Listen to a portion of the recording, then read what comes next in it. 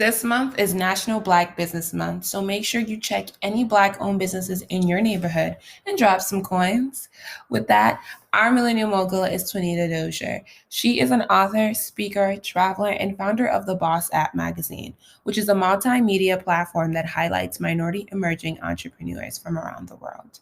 She has a passion of helping and empowering others. Twanita is all about providing support and being a helping hand to those who need it. For Twanita, supporting Black-owned businesses and organizations are very important, as exposure is what she believes the African community lacks. Twanita has created an app called the Boss Experience, which is the #1 app for networking and entertainment of entrepreneurs, businesses, organizations, and brands. It also allows people to connect, build, expand, and enjoy networking with other like-minded people like them.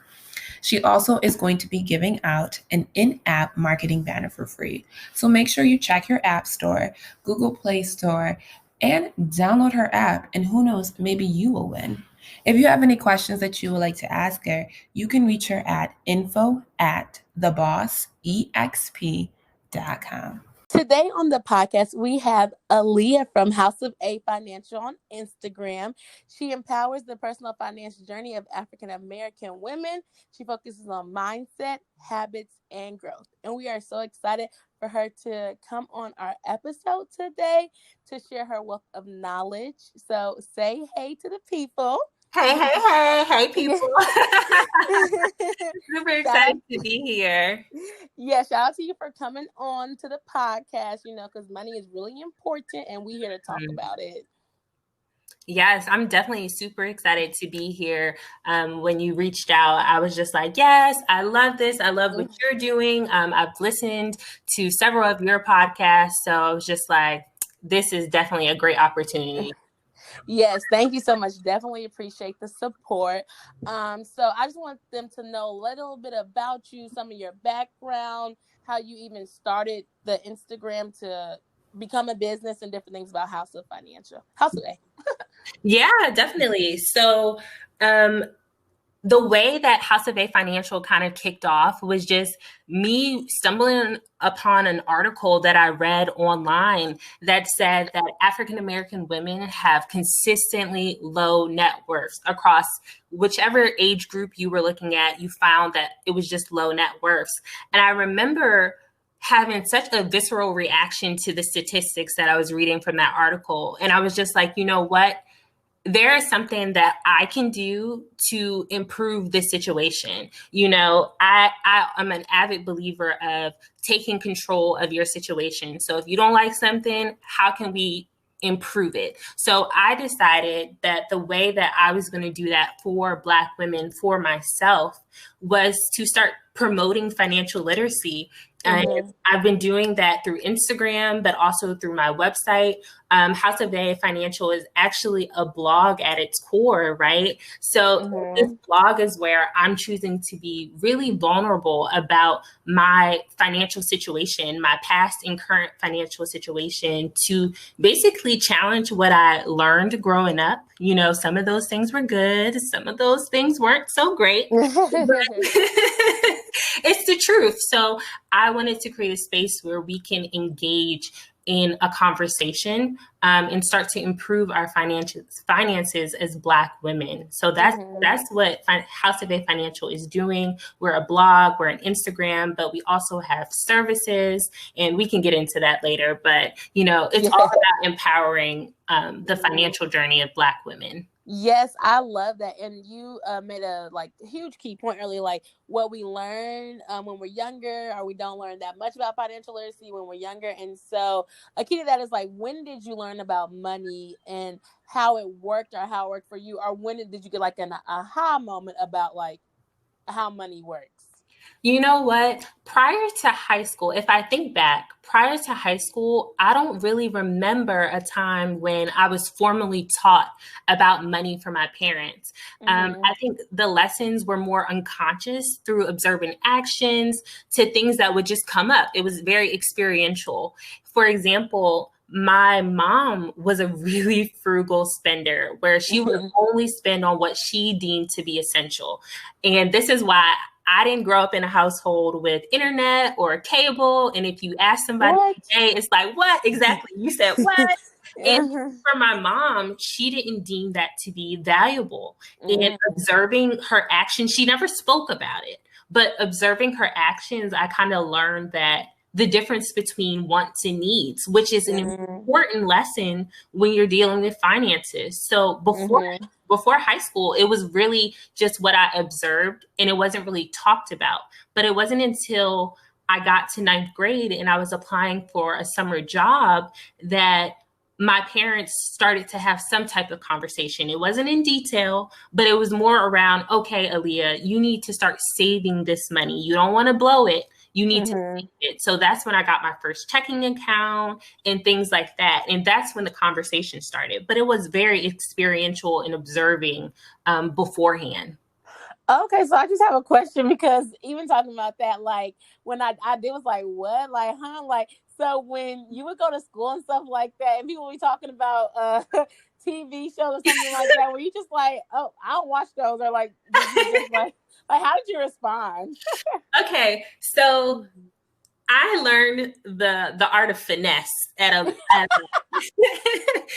the art of finesse at a very young age. And when people would talk about it, or talk about TV shows or whatever was the latest, I would have to pretend that I knew what they were talking about. And then when I would go home, I would walk to the library, or I would walk to the Panera that was nearby, and I would like connect to the Wi-Fi. The school system that I grew up in, they would give you laptops, but they didn't give you Wi-Fi to use the laptops. What? I would have to find just access free Wi-Fi locations, and I would like search things. That's how I did my homework. So yeah, that was like my experience, but I truly learned the art of finesse. I can't even lie. That's so funny. Oh yeah, and that's one thing too. Like, it's a difference if like people can't afford Wi-Fi, people don't have Wi-Fi or this thing or whatever. Not like, I feel sometimes like that's annoying to think about. Like, even when you're in school, like you know how much stuff you have to research, how much stuff you have to find. They be like, just go on the internet, just go on the internet. Well, dang, what if I don't have the internet at home? Yep. Like, what you want me to do? That's a whole nother conversation for another day.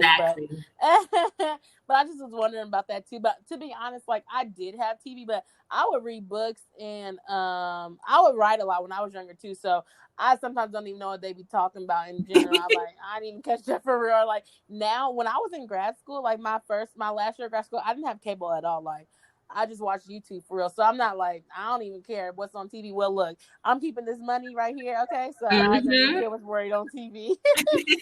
So I just thought that was really interesting about that, and how you learn money, how you know about money. I feel like that helps you with your future, or it can hinder like how you think about money and how you go on. Yeah, definitely about that. So I thought that was so interesting. So within this, and like I know we talked about like you went to grad school and undergrad and different things like that. So like a background, I guess, about money, you know, like it's always student loans. So I don't know if you have student loans. I don't know if you went to college for free or something like that. So for undergrad, I was able to go for free. Thank God. I had a full ride to attend William and Mary in Virginia. So that was amazing. So I didn't really learn about the student loan process until I entered into grad school. And that's when I only had half a scholarship to attend. And I was like, okay, well, I don't have the rest of the scholarship money, so I'm going to have to take out the student loans. And that's where I started learning about the process to basically apply for student loans, but also to pay them back. Yeah. So for me, I think now, since graduating, following graduation, it's been like my number one goal to get rid of my student loans in 2 years. I swear, yes. Well, I gave myself 5 years, but for me, I chose 2 years because I did the math. I got like a calculator, an online calculator, and essentially said, okay, this is how much I owe. This is the interest rate. And how can I pay off my loan in 2 years? What monthly payment is that? And I found the monthly payment, and I said, okay, well, can you afford to make that payment? And I saw that, yes, I was able to afford to make the payment. I would have to like rework my budget, but I was able to do it. And so far, so good. I'm paying it off. I'm on track to that to your point. But yeah, I learned about student loans after grad school. Okay, yeah, I learned about student loans. I guess I would say more about grad school too, or whatever. And so within that process, like you gotta calculate, like you know how you do it, you know how much you have to pay and stuff like that. I know some people are trying to figure out like the best way. Like, so do you use like Dave Ramsey? I know like he's a really popular one. Do you use any of his methods? Did you create your own method? I don't know. Did you pick up a side hustle to like what was your process when you're like, I'm gonna be able to pay this off in 2 years? See, I wish I could say that I'm an avid subscriber to Dave Ramsey. I think that his lessons are so phenomenal. But for me, I wanted to be able to save, invest, and pay off debt all at all three. Yes. I wanted all three. I wanted the whole thing. And for my financial circumstances, I was able to do that. And I know that Dave Ramsey, he preaches doing one at a time. So had that gazelle intensity of paying off the debt. But for my financial circumstances, I was able to do all three. And honestly, I have to say that the only way I was able to realize that is by sitting down with myself and creating a budget. So when I graduated, I said, okay, Aaliyah, this is how much you're going to be making a year. And these are the type of finances that are going to be coming up. You're going to be paying rent. You're going to be paying utilities. What's the max that you want to be paying in all those categories? What's the max amount of savings, or at least not even the max? What's the minimum amount of savings that you want to be saving each month? So I had that conversation with myself before I got any expenses, before I paid anybody. I created a budget. And then I started looking for opportunities that would allow me to only spend that amount of money. I was frugal in finding those things. But yeah, that's kind of how I was able to accomplish paying off, yes, my debt, or paying towards my debt, saving and investing at the same time. It started with my budget. Okay, so some people do budgets, some people don't do budgets, different like that. So I like that idea. How did you figure out, like, what made you like, okay, I need to save this much amount of money, or like, I need to invest this, and like within that process, and also paying off your debt loan? Because I do know some people, probably, i.e. me, I'm like, okay, I can only really focus on one thing at a time. Like, how did you get your mindset to be like, oh, like, no, I can do all three of these things, and like how to figure it out? Okay, I think that's actually a really great question. So for me, saving was my priority. All those other things, the investing, paying off the debt, okay, I knew that was going to come, but saving was the first thing I wanted to prioritize. So when I created my budget, I said, okay, after all these expenses, I had X amount of dollars left over. And I said, okay, that's how much I want to save each month. So I put in, at work, I set up an automatic transfer. So an automatic deposit into my savings account for that amount. And once that was set up, I was good to go to start focusing on other things, because I knew from my budget that I could save X amount of dollars regardless of what my expenses was, because I put the time in to create my plan. So that was step one. And then in terms of paying off my debt, I knew that that's what I wanted to do. So going back to what I said earlier, I looked at the online calculators online, and I said, okay, well, I want to pay it off in 2 years. Actually, I first started off, I want to pay it off in 5 years. Then I was like, okay, this monthly payment, I looked back at my budget, I said, I can actually put a little bit more towards it. And I kept coming down until eventually I got to the 2-year mark. That was like, okay, this is where I got to draw the line, because now I'm not able to accomplish the other goals that I want to do. So that's where I stopped. And I said, okay, well, now that I know how much I want to pay for debt, I'm going to also set up that automatic payment, that automatic transfer to go to Nelnet every month of that amount. And I still felt comfortable because I looked back at my budget and I saw that, okay, everything, my expenses are still intact. My saving is still intact. and I'm paying off my debt. And I felt good. And then the investing portion, how did I get to investing, right? Well, like you said, having all these things can feel a little overwhelming, right? But I did it slowly. For the investing portion, I actually was blessed to get a signing bonus when I came and started work. Come on, signing bonus. Won't he do it? Won't he do it?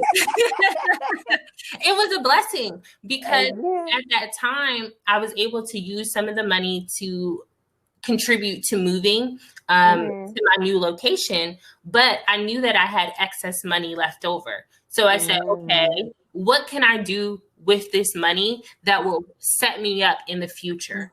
And for a while, I had known that I wanted to start investing, but it took me, I lied to you not, it took me about 2 years to eventually start investing. And when that signing bonus came, it felt like the stars were all aligned, essentially, because I was like, okay, I knew that I wanted to do this. I've been educating myself, and here's the opportunity. So essentially, I put that money towards my investing. Oh, so you've been wanting to invest like 2 years before you even got to the signing bonus, something like that. Okay. I want to point out that that is like discipline, and that's mindset. And sometimes people say mindset this, like some people don't have the same mindset. And I feel like that's true, because right here, when you said you got that signing bonus, boy, I'd have been like, that's going to my travel fund. I'm gonna make some few trips. Okay. Like, but you like, I'm about to invest. So but I knew for me, I have these financial goals that I'm working towards. And one of them is a really big one. It's financial independence. I want to be able to choose what I can do in life, whether that's choose what I'm doing with my time, choosing where I'm going, choosing if I have to work. And for me, that's encompassed in financial independence, not being constrained by so many things. So for me, because that is my why am I doing all this stuff? I try to set my goals around those things. And that's not to say I don't like traveling. I do. That's not to say I don't go shopping. I shop. Like don't get confused now. I'm a human being, but I try to set up myself financially in a way that I can get towards financial independence. Yeah, no, I definitely agree. I just like I would have really been like, okay, maybe like $5, but I haven't been researching it either. So I'd be like, okay, let me just use this right here or whatever. So I do think that's important. I like how you broke it down too, because honestly, like I do want to become financially free. Of course, I have loans, and I wasn't taught of it. And I didn't think of it in college. I wasn't taught in college, and I wasn't taught in undergrad. But like I've always known I wanted to be like financially free. But now, like, it's never too late, really, honestly. And I feel like right now is the point where I'm learning about investing. Yeah, I know about savings. I've been having savings accounts since I was like honestly in elementary school, because my dad didn't play about savings, savings account, pay your tithes and all that stuff. Start early. So I know about savings, and I know about spending, and I know about that stuff. But like investing, I really don't know about that. So I wouldn't have taken as big of a leap. But now I know about investing, so I'm like, okay, now let me see how I can invest. So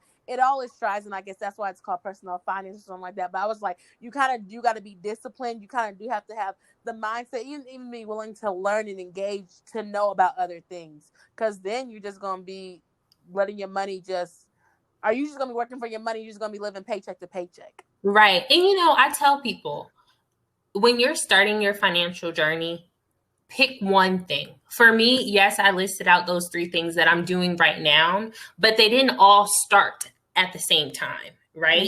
So I think that's important to acknowledge when I'm talking to other people. It's like, choose one thing that you are willing to commit on. If it's savings, if it's paying off your debt, choose it. And then try to focus your energy around that thing. And I don't know everything.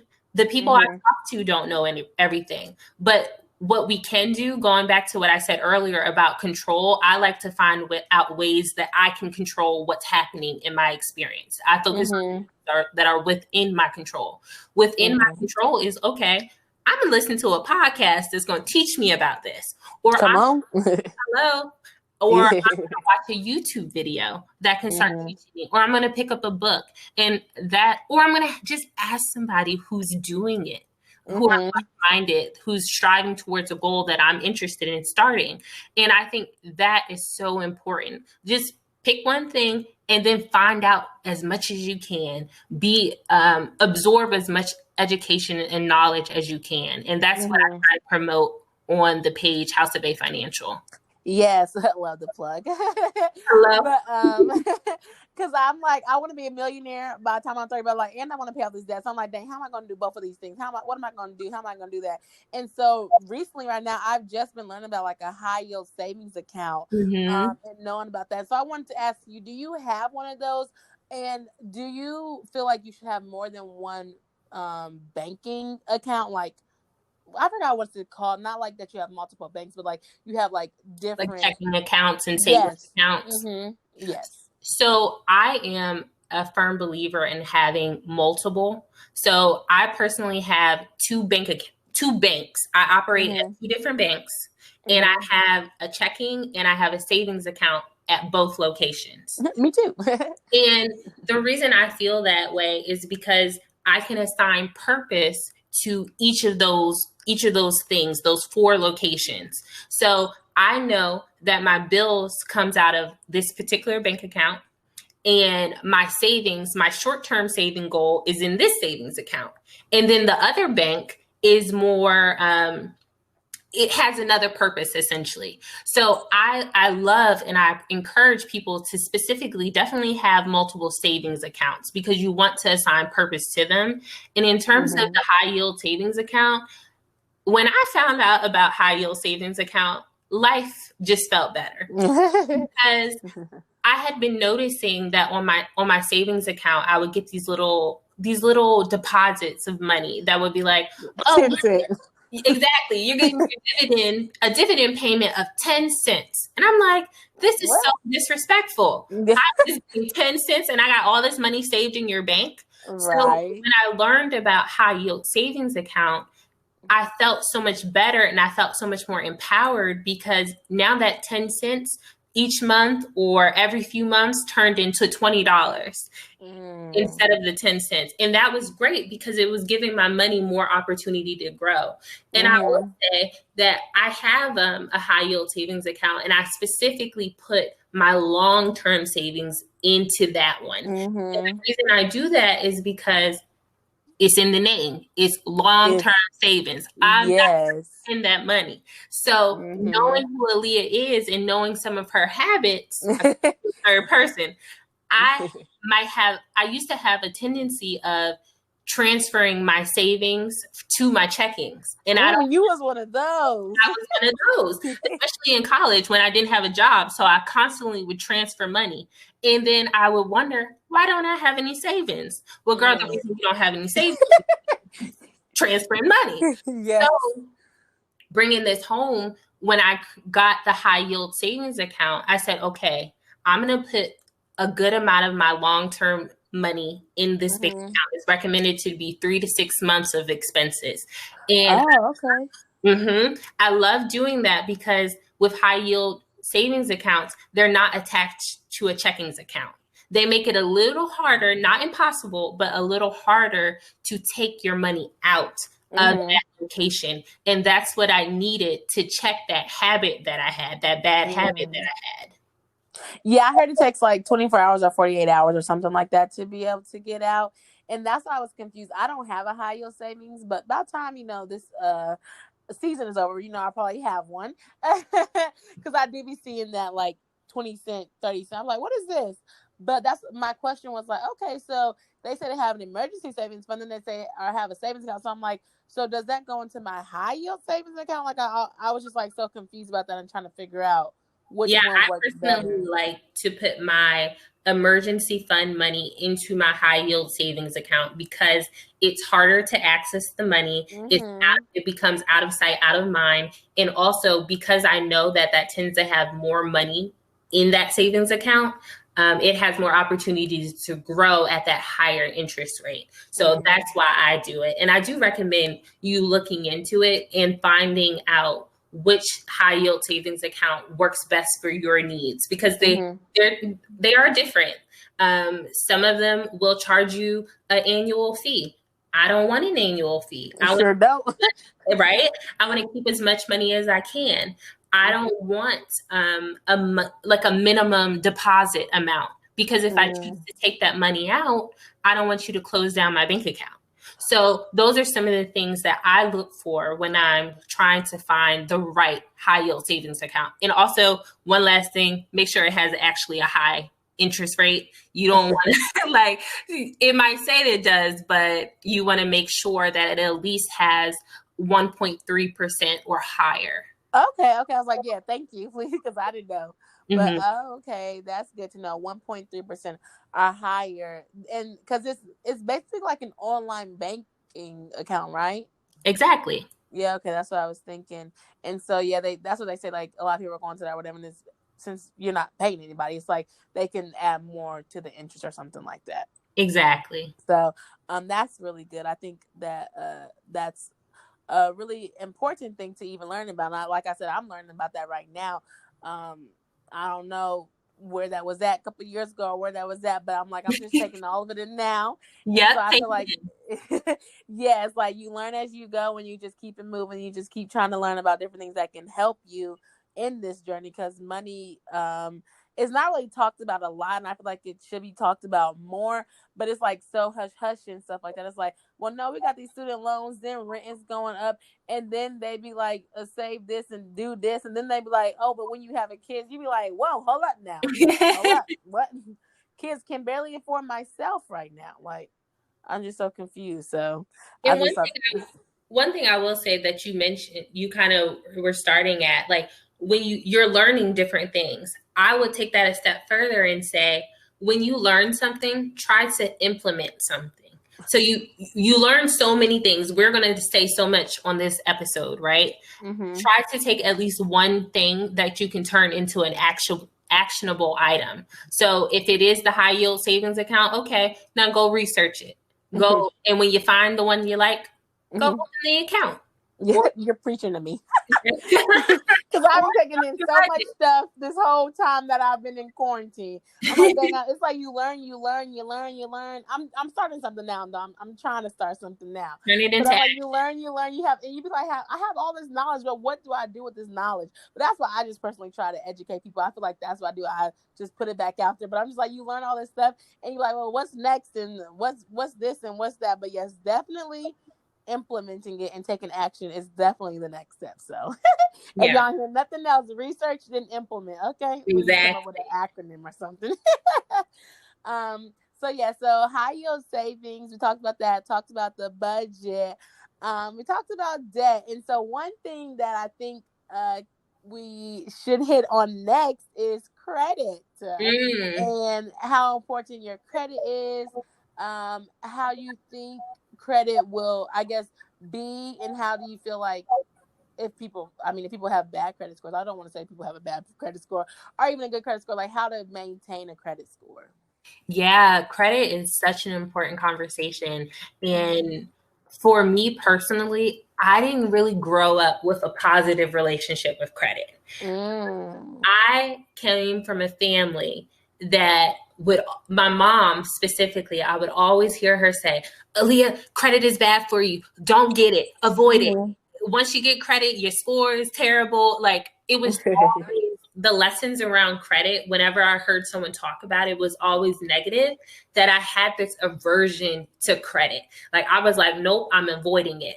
And then when I got to a point, so I went through undergrad, I still didn't get a credit card. I got to grad school, and I was like, oh, snap, Aaliyah, when you graduate, you're going to need an apartment.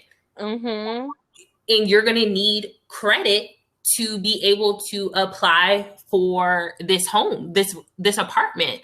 What are you going to do? So the year I was in grad school, I decided to get my first credit card.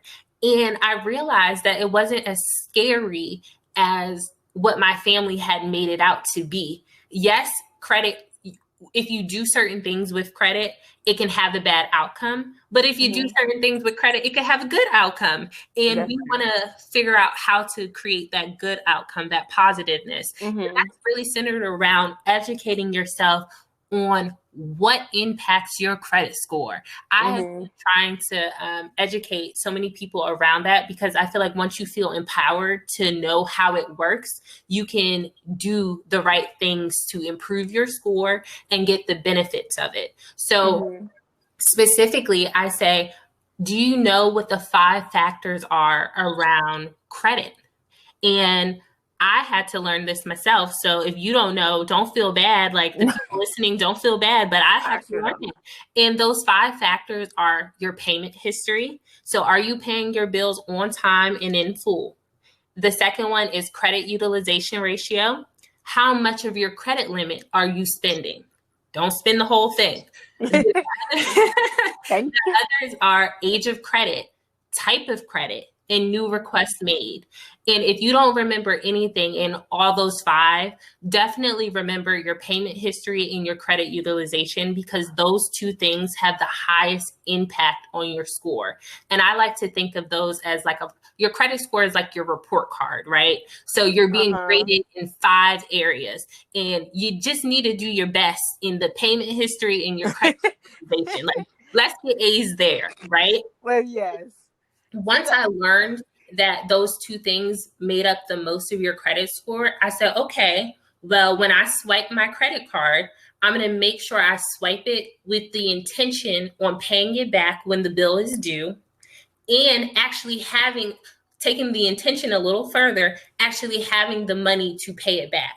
I try not to swipe my credit card if I don't actually have the money in my checking account, because I don't want to run the risk of not being able to pay it back. And I know certain circumstances you might not have it, but that's the mentality that I try to operate on. And then when it comes to credit utilization, it's recommended that you only spend 30% of your credit limit. And when I learned that, I was like, what? You giving me this money? Say you gave me $1,000. Why can't I spend the $1,000? Well, to a credit agency, they're like, wait a minute, you become riskier at the possibility of not paying them back the higher you or closer you get to your credit limit. So that's That's something interesting to know, because it's like, well, you got 1,000, use the whole 1,000, you got it, but not knowing that it's risky. It's all about risk. So that's how they see it. That credit score is basically saying it's an indicator of how trustworthy you are to pay back what you owe. So the lower your score is basically saying, hey, wait a minute, you're not as trustworthy as I would hope. And just because that score says that doesn't mean that has to be the narrative that continues. So you can work really hard to improve your score and get a higher score and become more trustworthy. And once you get that higher score, let me tell you, you get better options. And you get better financial options. And one of those things is, for example, if you're applying for an apartment, everybody has to pay a security deposit, right? Well, if your credit score is higher, say your credit score is a 750, that's real close to the 850, right? The highest score. So if I have a 750 and I'm applying for an apartment, well, now they're like, okay, she's trustworthy. I'm going to reduce her security deposit. So I'm not going to charge her the highest amount. And that makes a difference, because when you move, if anybody who's moved, the security that the security deposit is expensive, and then they also ask you for the first month. The security deposit be the first month rent. Like, you coming with $3,000 and I'm moving next week. Like, what? And look, your credit score can help you out in that situation. If you have a higher score, then you don't have to pay as much. And you see that time and time again when you're getting your first car, and now your interest rate is lower, so you're paying less over time, and that's important. Oh, so do you have any credit cards, like, for first-time people who are about to get credit cards? Do you know, like, of any good ones, I guess, that you would suggest, or you just, like, try one?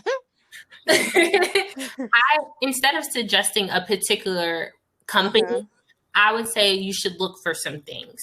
So I think you should look for, especially, let's say you're a student, right? And you're getting your first card. how about you look for cards that have the student related card that they pay you for having good grades, or they put limits on certain things. And this is the same thing that happens when you're applying for a checkings account or a bank account. They put reservations, like certain limits on you to ensure that you can handle it properly. So I try to look for those type of things. Like, okay, when I first got my credit card, I got the student card. And I also got one that had reward points. So whenever I would go to the gas station, I could use my card and get X amount % back. I think like it was like 2% back for bonuses or something like that, for groceries. So I tried to look for cards that kind of give me some type of perk for using it. But I will say that don't get caught up in the hype of trying to get your cash back points. You really, when you use your credit card, make sure you have the money already in your bank account or coming so you can be able to pay it off. Like, I know some people get caught up in like, oh, I'm going to get these cash back points, but you don't have the money to pay for it, but you were looking for the points.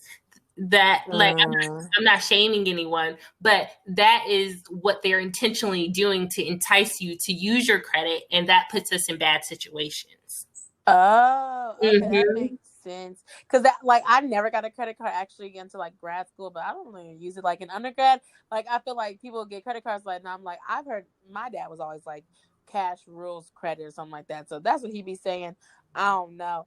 But I was just like, people get credit cards and they just like max out on it and stuff like that, and they don't have the money in there. So that's actually a good thing. Like, make sure you have your money in there. And one time I did get it. I got it from like Forever 21. I don't even know what made me get it. I was just like, oh, credit card. Because I haven't had that experience where I haven't got to get an apartment because I have had bad credit, you know? So I was like, okay, Forever 21. Like, I shop here. Like, okay, I paid it right back there, right there. I don't do that. I don't know my credit score looking like. Maybe I need to go check that out. But Forever 21, I don't know if they're out of business, not out of business. I don't know what's going on with them. But they're definitely in bankruptcy. Yeah, I was like, okay, so I don't know if that credit card messed up or whatever that happened. I don't need it to happen, mess up my credit score. Okay, y'all. But yeah, so it's like different when you hear like, oh yeah, credit, like can't get this, can't get that. But then it's like the apartments are like, even student house or whatever. It's like sometimes you do need credit, sometimes you don't need credit. But I like that having the better credit, it can help you make lesser payments, or over time it can help you. It really can. And I think doing that, when we're looking at a world who a lot of us are living paycheck to paycheck, credit can make a difference in how you're living.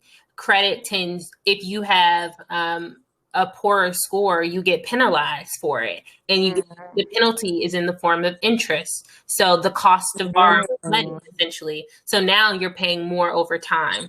So for all those people who are either first starting out, this is very new.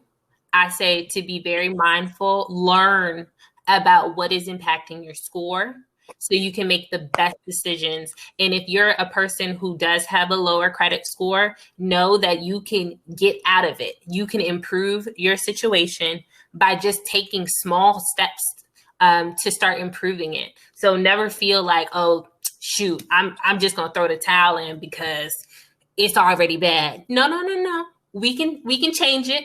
And it starts with education, learning about what is impacting your score. And do you know, like, if people want to know their credit score, where's the best place to go to look at it at? Yes. So there are a variety of ways you can look at your credit score. So one of the best ways, I think, is through Credit Karma, and they allow you to look at your score without impacting your actual score. So a lot of people talk about soft versus hard inquiries. So basically what that means is every time you run your credit report, your credit history, you get access to your credit history, it can possibly lower your score. If it's a hard, what was that? I was like, why is that? That's so annoying. It is annoying, but essentially it goes back to your report card. What are the 5 things that are impacting your score? And one of those things is the new requests made section. So essentially, are you constantly what the banks are trying to do, the credit systems are trying to do, how often are you asking for some type of line of credit, whether that's a loan, a credit card, what have you? How often are you doing that?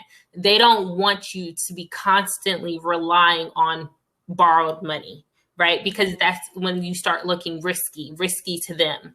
So they put in basically a penalty of soft versus hard. So if it's a hard inquiry, that's when you're going to see the penalty come up. So if a bank, for example, if you're trying to get a mortgage on your house, they're going to run a hard inquiry on your credit to ensure that every little detail, they can see every little detail. They're pulling all the information. So that has more of an impact.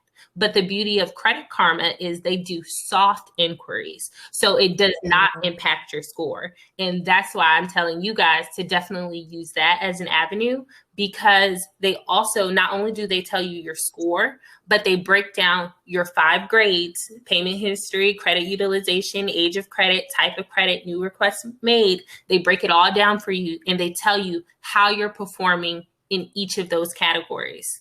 And that's beautiful. They break it down for you. So if you don't know your score, definitely log on to Credit Karma and find out that way.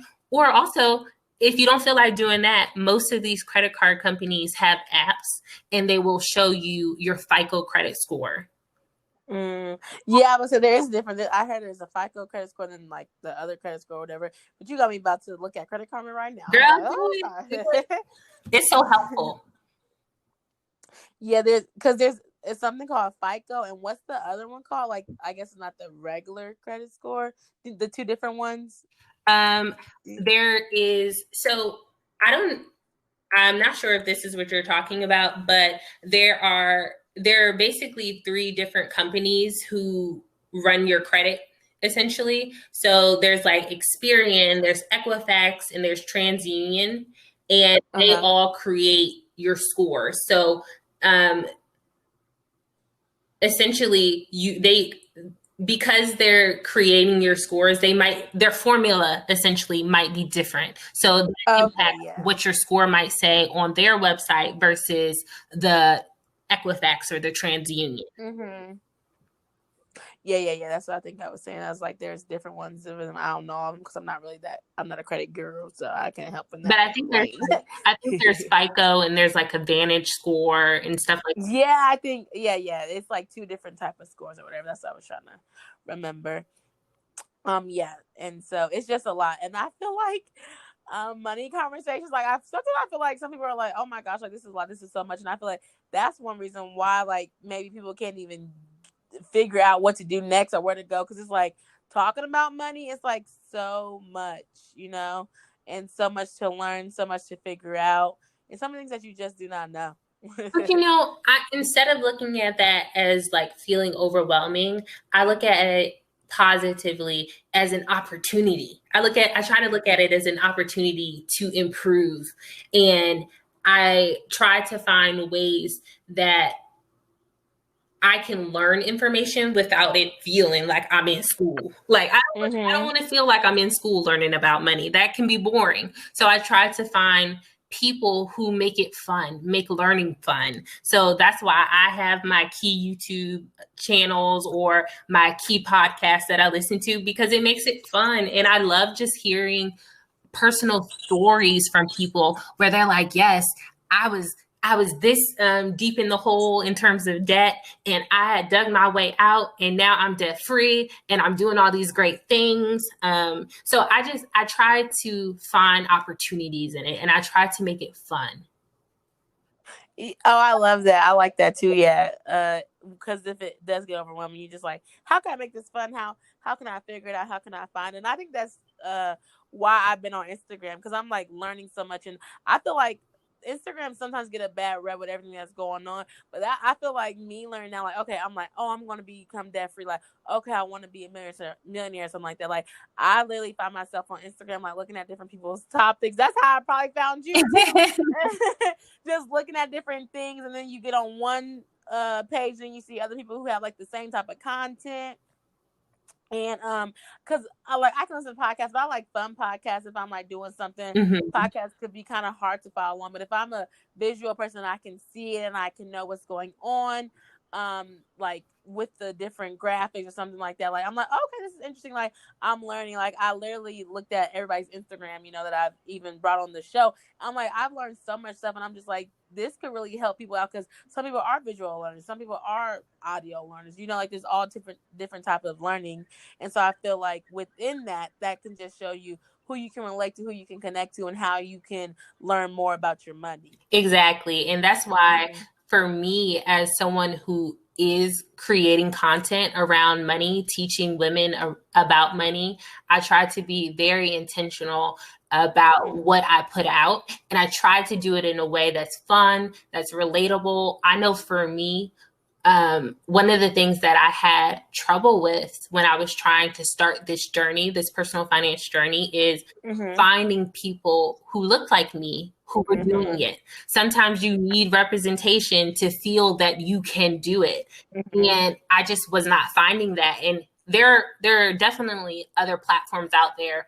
But for me, when I was first started, I couldn't find them. So I was like, you know what? I'm going to create a space that where Black women can feel comfortable to do just that. They can feel vulnerable and judgment free, essentially, because that's a thing too. You tell people about what you're going through financially and they look at you funny. And I don't want to do that for my community of women. I'm like, okay, this is the circumstance that you're in, but it doesn't have to be that way. We can find ways to move forward and improve. So I'm very intentional about curating content that promotes different types of learners, visual, audio. Like it's so important to me. So that's definitely something I look into. Yes, I love that. And hashtag Black Women Matter, because no shade to the men. I have some of them, but a lot of guests on here are Black women who are doing the dang thing with the money. So I'm just like, yes, shout out to y'all for helping us. And it's necessary. It's so necessary. And so within that, what keeps you motivated on your financial journey? I think for me, I always try to think back to my why. Why am I doing this? What is the purpose behind that? And I talked about that a little bit earlier when I was talking about I am striving towards financial independence. I want that freedom. So whenever I feel like, I don't feel like doing this, I'm over this, I'm just not feeling the best, I try to remind myself of my why. And your why looks different for every person. You might not want to be financially independent. And I'm just you in general. But somebody else might not want that. Their goal might look like family. Their why might be family. So I tell people, figure out why you are doing this. Why are you choosing to pay off your debt, choosing to because when the going gets tough, and there will be days when it gets tough, you need to be reminded of that. So that's the first thing. And then the second way that I try to stay motivated is through holding myself accountable. So I do money dates with myself. Now, I do. Now, if you're like, what the heck is a money date? Why is she going on a money date? What is that? So let me paint a picture for you. So I'm not sure if you watch Insecure, but yes, I do. Okay, so you'll know what I'm talking about. So on Insecure, Issa and Molly would do these self-care Sundays where they were intentional about taking care of their emotional and physical well-being. Well, I do the same thing for me. I do the same thing for my finances. Once a week, I get on my couch, I put some good music on, usually some Beyonce, and I look at my budget. And I do. I pull up my bank statements and I see what did I spend, and I enter them into my budget. So I track my expenses. So if I said I was going to only spend $200 for groceries, well, it's week 2 and I'm at $175. Wait a minute, I need to slow down. I said I was only spending $200. So I basically do that each week to hold myself accountable to make sure I'm not overspending. And if I do overspend, that's fine. Your budget won't be perfect every month. You got to be flexible. but I check in with myself and I track my progress. So like I told you earlier, I'm paying off my debt. So I come in and I say, okay, well, Aaliyah, you paid off X amount of dollars this month. Congratulations. Here's your debt. It's lower. And that gives me a little dopamine boost. And I start feeling good. Like, I'm like, okay, I'm meeting my milestones, my smaller milestones. And it keeps me pushing. Do you have a debt tracker or anything like that where you like keep track of how much you paid or something? Yeah, so I track all that. I actually created these really cool tools. So I have a budgeting class that I teach, or excuse me, I have a budgeting template that I provide to my clients with House of A Financial. And it basically breaks everything down. It's like it's talking to you too, because there's like when it changes based off of what you're putting into it. And it's like, oh, you have a built-in accountability partner. And it's been so cool to use that budgeting template because listen, it really has helped me. And I can see things a lot clearer. And I've done the same thing with my debt payoff. I track all of that. I do the same thing. Like I need to make sure that I'm spending. I said I was going to spend this a month towards a payment and I see it come down. I know how much interest I'm being charged down to the cent each month. So I look at that. Okay. And so you said that you look at your budget like with your money dates. So do you not have like a set budget for the month in the beginning? Like how much is it? Or do you do that where you do have a set amount and you track it like that? Or are you just like a roundabout amount, like okay, I have $2,000 to spend this month? Or are you like I have to spend this and that like each week, if that makes sense? So I'm very intentional about at the first of the month, I set a budget for myself. And I'm like, okay, these are the expenses that you're going to have this month. And this is how much money you have coming in. And I tell myself, this is what I expect to spend. So each week when I do my money dates, I'm tracking towards that total number. I don't necessarily am saying, oh, I can only spend X amount of money each week. That would be stressful for me, honestly. But I do like to see, okay, this is the number that I'm working towards. Am I close to that number or am I far away from it? That's kind of what I'm doing on my money dates. And I try to, okay, that makes sense. Yeah, I try to reflect and see if that's which case it is. Okay, that makes sense. I was like, oh, okay, be deep and be trying to figure out every single thing. No. I'm not even gonna lie and pretend like that. I know what stresses me out and I know what will keep me accountable. I know some people say, oh, you need to track your expenses daily. Daily tracking is not good for you. Daily tracking will have Aaliyah not doing this at all. So I know what works for me. And I tell people all the time, know what works for you. What works for me might not work for you. So don't force yourself to do certain things that are counterproductive to who you are as a person.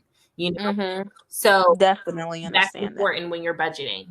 Definitely understand that. And I just want to thank you for coming on and dropping all your knowledge and wisdom for my people, for the audience and different things like that. And I just have like 2 fun questions that I wanted to ask that I try to ask all my guests. Okay. The first one is like, what's your money goal? I would say like for the end of the year, or since I know you're paying off debt, what is something that you really want to purchase when you get done paying off your student loan debt? Ooh. That's a good question. I think I haven't set a goal for myself yet, but I would like to try to do some type of vacation. It doesn't have to be very dramatic, like I'm going out of the country or anything like that. But I would like to have some time where I can just go away and have fun, because I think these 2 years that I'm tracking towards are meant to be very disciplined. So it would be really nice if I could just go somewhere and have, if it's a road trip or just going to the state, or maybe it is out of the country, but I think that would be really great. Okay. Have you not, so you're saying like you haven't traveled that much in like these last couple of years since grad school? Is that what you're saying? I've been trying. So my family is in New Jersey. So I've been driving to New Jersey, and then sometimes in Virginia. I also have family there. But like, it hasn't been like a trip or anything. Like, I've still been having fun, of course, but it hasn't been anything like a vacation per se. So I would like to take a vacation just to, and I don't want to blow the bank. I don't want to make it too expensive.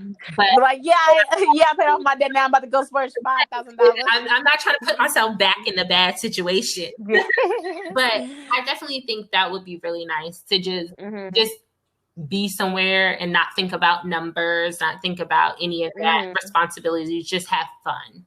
Yeah. Have you been out the country before, or have you not been out the country?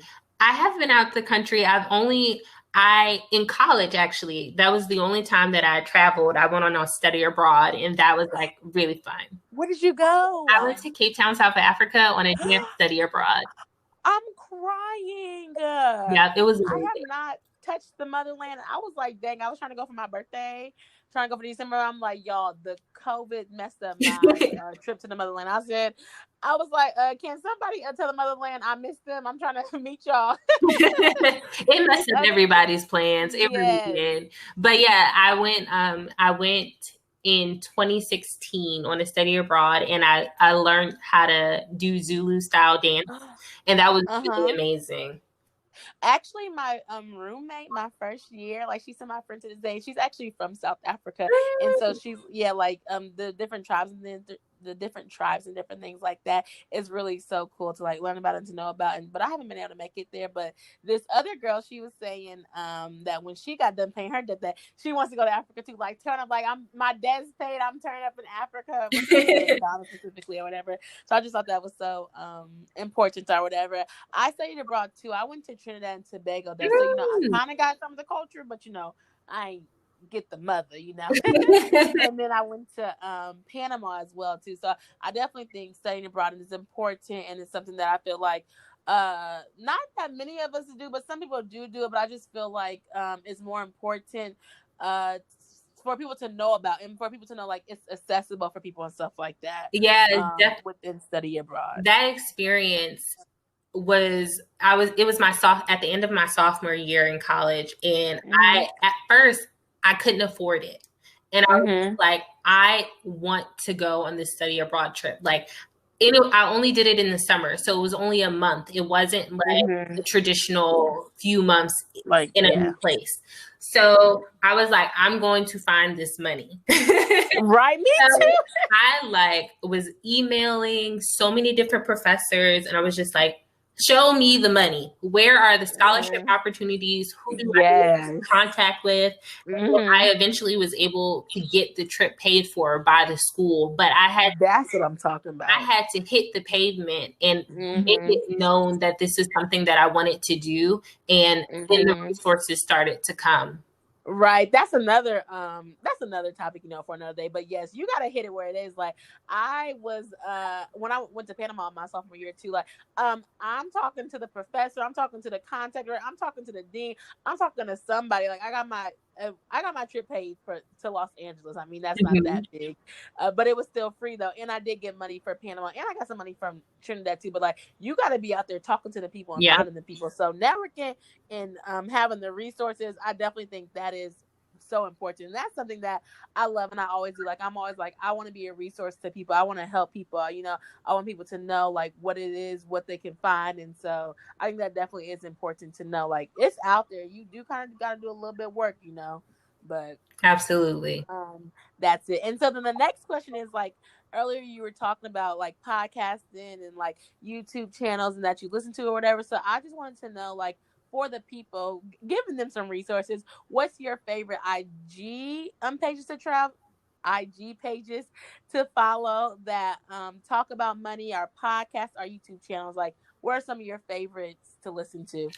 Okay, so for podcasts, I really love Journey to Launch, the number 2. Oh my God. You listen to her too, Jamila? Yeah, I do listen to her sometimes. Yay! I love her. So she was a game changer for me, because one of the things that she does, and for y'all who might not listen to her, But one of the things that she does is she brings on guests who have lived these experiences. They're talking about how can I get to financial independence? How can I become a millionaire? But they may have come from humble beginnings, or they may have come from a high debt, or they may have low wages, but they still got this success, right? So I love Jamila Souffrant's Journey to Launch because it just feels so tangible because I'm hearing everyone's stories. So that's like my go-to when I'm on the train going to work, listening to it. YouTube, I really like Our Rich Journey, and it's a husband and wife duo. And basically they're talking about investing. So you remember I said that this was a 2-year journey for me. Like I had the intention on doing it, but I didn't start until 2 years later. Well, I was watching and taking notes from their YouTube channel about how can I take little amounts of money and turn it into an investment portfolio? What can I learn to make this process a lot better? And before you put your money in any stock market, you need to be educated. And I think they give so many foundational nuggets, that good basic knowledge that was really great. And they're a Black couple. So it was like, yes, I can in them. For the people. So those are like my 2 go-tos. Okay. And do you have any IG pages that you really like to follow, or that you think that would be good? Yes. So there is an IG page called The Budgetnista, and her name is Tiffany, who leads it. And Tiffany used to be a preschool teacher, so she knows how to break it down and get. Just her analogies are so helpful. She breaks it down for you, and she makes you feel inspired to go and implement and act. So if you are looking for some, just how to like beef up your budget and actually start and be inspired in that way, The Budgetnista is great because she has a lot of resources available. So those are like my 3. 4. Yeah. I've been hearing about her for a long time when I started following her. I was like, dang, I would love it if I could get her on this podcast. That'd be so dope. But probably got to go through some hoops and some arrows and some fire. Sis is booked and busy, but that don't make it impossible. I know. Yes, I feel like she's really good. And I've been hearing about her for a long, long time. So definitely. Thank you so much for joining. Thank you so much for, giving the information and the resources. And, where can they find you at? Yes, they can find me at House of A Financial on Instagram, on Facebook, or you can come directly to our website at www.houseofafinancial.com. And basically, when you come, you are joining a family of empowered and educated Black women who are dedicated to building the bag, growing the bag, improving their personal finance journey. So welcome, welcome, welcome. I welcome you with open arms into our community of women. Yes, thank you. So make sure y'all go and follow her and keep up with her. Thank y'all for learning and just growing with us on our personal journey, financing. And make sure that you follow us on Instagram at Millennial Thoughts Pod and leave a rate and review on any platform that you listen to us on. And have a great day whenever you are watching this. Stay tuned for the next episode.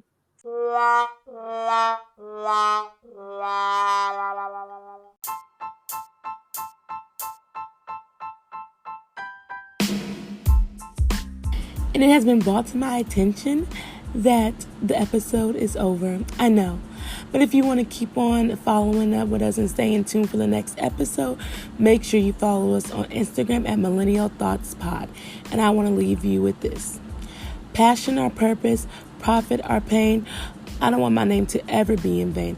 A life full of purpose is the only thing that will remain the same. Millennial Thoughts.